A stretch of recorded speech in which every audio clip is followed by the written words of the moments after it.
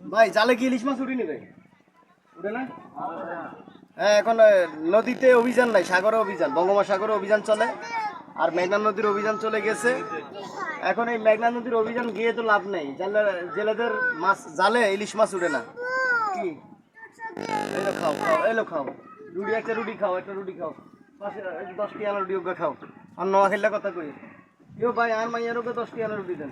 এইগুলো আরে এইগুলো ওরা এখন 20টি ওরে 10টি আনা ওকে দেন। হেতার আর কাই ডাকে হলা